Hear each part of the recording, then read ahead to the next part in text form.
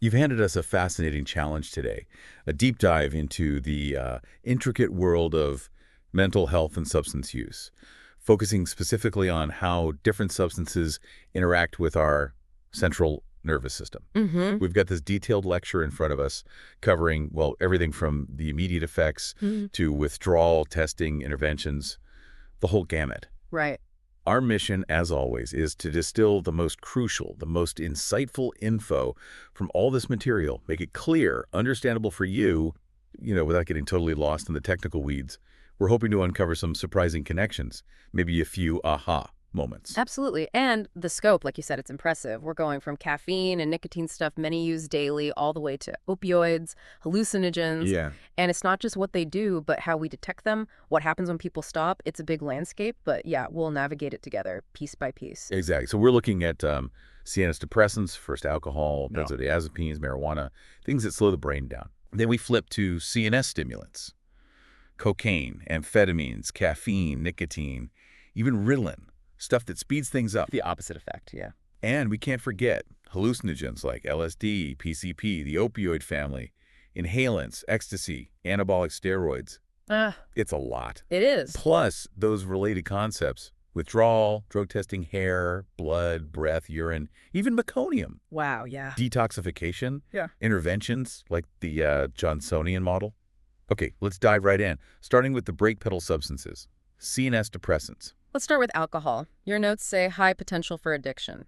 What's striking is how fast it shows up in the blood, like 6 to 10 hours. Yeah, pretty quick. You mentioned euphoria, muscle relaxation, but it's interesting how this common substance actually dampens cardiovascular activity, heart rate, blood pressure, and breathing, too, Right. slowing down basic body stuff. Right, it's way more than just feeling tipsy. This lecture points out some pretty significant longer-term consequences, like it can be toxic to the intestinal lining, which then messes with absorbing crucial vitamins, thiamine, folic acid, B12. That's a less obvious impact, isn't it? Precisely. And beyond those direct physical hits, there are these psychosocial things. Blackouts, memory loss periods, and confabulation. Oh yeah, the making up stories thing. Yeah, where people unknowingly fill in memory gaps with false stuff. Makes you wonder how reliable memories are when alcohol's involved, you know? Definitely makes you think. Yeah. And the list of associated problems, it's long.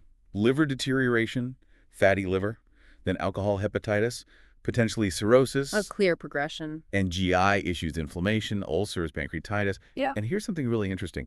The notes mention potential bleeding if someone drinks heavily and takes aspirin. Shows how substances interact in unexpected ways. Indeed. And looking further, those neurological disorders, Wernicke's encephalopathy, Korsakoff's psychosis, they really underscore the deep, lasting brain damage alcohol can cause. Serious stuff. Then cardiovascular issues, heat loss, low blood pressure, irregular heart rhythms, even blood problems like anemia. It's really a full-body assault. And tragically, the lecture mentions fetal alcohol syndrome, calls it teratogenic, causing developmental harm to a fetus. A stark reminder, especially about pregnancy. Absolutely critical. Now, what about stopping if someone's been a heavy user and quits cold turkey? Withdrawal. The notes say symptoms can pop up pretty fast, 6 to 12 hours after the last drink, and they can, unfortunately, last up to 8 days. It's a critical time, often needs medical supervision. Right, for safety and comfort. And for treatment, the lecture covers several key things. Detox first medically managed withdrawal for those acute symptoms. And then there's the Johnsonian intervention. The notes say it's confrontational, aimed at deterring use. Sounds direct.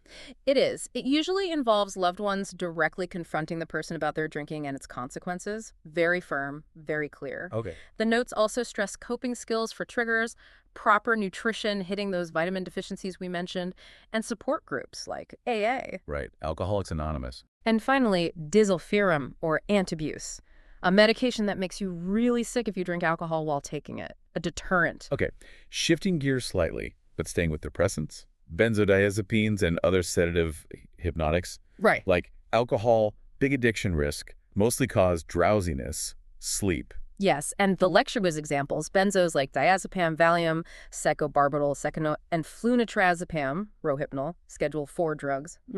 Yeah, and then paraldehyde, Pearl, a barbiturate, which could be Schedule 3, 3, or 4. What's really concerning is that note about Rohypnol with alcohol, the roofie. Right, dangerous. Its main effect is intense drowsiness, making someone incredibly vulnerable. Absolutely. And the general side effects for benzos are varied. coordination issues, confusion, that weird metallic taste. Yeah, I saw that. And surprisingly, maybe more hostility or rage in some people. Barbiturates, though, mostly just general CNS depression. Mm-hmm. And the lecture says treatment for these is often similar to alcohol treatment. Makes sense. Same basic slowing down effect. Now, let's look at marijuana. Moderate addiction potential, schedule as status, according to these notes. What effects stood out to you? The immediate symptoms listed are memory and learning issues, distorted perception, coordination loss, faster heart rate, and for some, anxiety, even panic attacks. Yeah. It's not always the chill vibe people think, That's a crucial point. And for treatment, it's mainly about preventing relapse, stopping people from going back to using and building new, healthier coping mechanisms for stress or triggers. Okay, complete switch now. CNS stimulants, things that increase alertness, heart rate, blood pressure. First up, cocaine. High addiction potential, Schedule 2. What's really notable with cocaine is that intense but super short euphoria, like 10, 15 minutes. That quick, yeah. But it stays detectable for up to 4 days. Symptoms include dilated pupils, constricted blood vessels, insomnia, hallucinations, compulsive behaviors, and the associated health problems. Like, pretty serious. Absolutely. The lecture flags major heart disease, risks ventricular fibrillation, heart attacks, high blood pressure. Serious stuff. Yeah. And the respiratory system takes a hit too. Loss of smell, nosebleeds, epistaxis they call it, hoarseness, even respiratory failure. And withdrawal from cocaine. That can be rough.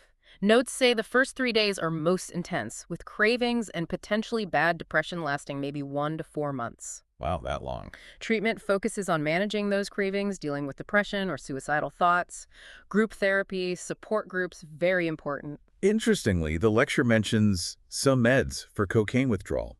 Bromocriptine, amantadine, maybe help reduce symptoms, and desipramine, an antidepressant, might cut down cravings. Shows it's often a mix of approaches, right? Definitely. Now, amphetamines. Notes say Schedule of or high addiction potential. But here's where we need a little asterisk. Okay. While some amphetamine-like drugs are Schedule I, many others, like those used medically, aren't. So the source might be simplifying things a bit there. Examples mentioned: dextroamphetamine, Dexedrine, amphetamine, methamphetamine, Desoxin. Right. Good clarification on the scheduling. Still, the effects listed are suppressed fatigue, increased alertness. Symptoms like less fatigue, more wakefulness, insomnia, irregular heart rhythms, arrhythmias, and the complications sound bad too, cardiovascular problems, damaged blood vessels, skin abscesses, plus higher risk for HIV, Hep B, Hep C, often from injection use. Treatment usually combines behavioral therapy and meds. The lecturer mentions vitamin C to maybe help clear it faster. Diazepam, Valium for the withdrawal crash, and like cocaine, bromocriptine, or levodopa to potentially reduce cravings. Okay, moving to more common stimulants. Graphene. Moderate addiction potential. Effects include relaxing smooth muscles and blood vessels, maybe why it helps some headaches. Could be. Plus suppressing fatigue and the usual jitteriness, restlessness, flush face, palpitations. And treatment for caffeine issues is pretty straightforward, right? Cut back slowly, manage withdrawal headaches, switch to decaf maybe. Seems manageable. Next, nicotine. High addiction potential. Effects are diverse, less muscle tone, less sensitivity to pain, heat, taste. Interesting about the senses. Yeah, decreased appetite, increased blood pressure. And the health problems. Extensive, well-known, big respiratory issues, higher risk of ear infections in kids around smoke. Oh yeah, secondhand smoke. Cardiovascular problems, and of course, a huge cancer risk. The withdrawal can last a long time, maybe over 6 months for some. 6 months. Wow. Okay, last stimulant. Methylphenidate hydrochloride, Ritalin. Schedule 2, detectable for 1-2 days. Used mainly for ADHD and narcolepsy. Right. Now let's shift to the interesting world of hallucinogens, starting with LSD. Schedule 1, widely known, impacts both peripheral and central nervous systems. The symptoms listed: high blood pressure, higher temp, sweating, dry mouth, dilated pupils, and that classic distortion of time and distance. Then PCP. Originally a vet anesthetic, the lecture notes those feelings of strength, invulnerability, power. Yeah, scary combo. And that dramatic physical symptom, opisthotonos, the severe back arching. Treatment often involves vitamin C for excretion and diazepam for agitation. Moving to opioids. Morphine, codeine, heroin. Effects are CNS changes, mental changes, euphoria, drowsiness, pain relief, analgesia, constricted pupils, slowed breathing, constipation. And a big risk with injecting is scarred, collapsed veins, a major danger of that route. Let's talk inhalants now.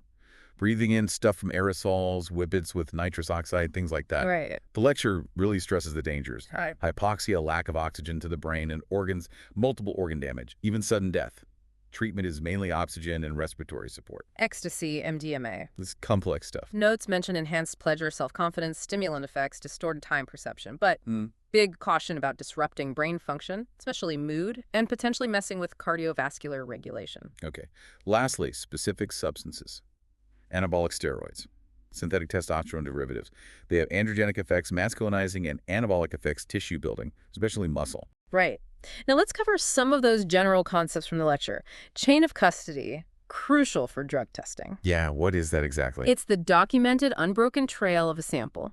From collection through transport to testing, ensures no tampering, keeps the result valid. Makes sense. Critical for legal or workplace testing. And the lecture summarized general withdrawal symptoms too, while specifics vary by drug. There are common themes, right? Yeah, that initial crash, exhaustion, depression, sleeping more, then maybe irritability, intense cravings, headache, insomnia or drowsiness, appetite changes, disorientation. And drug screening methods, the lecture lists them again.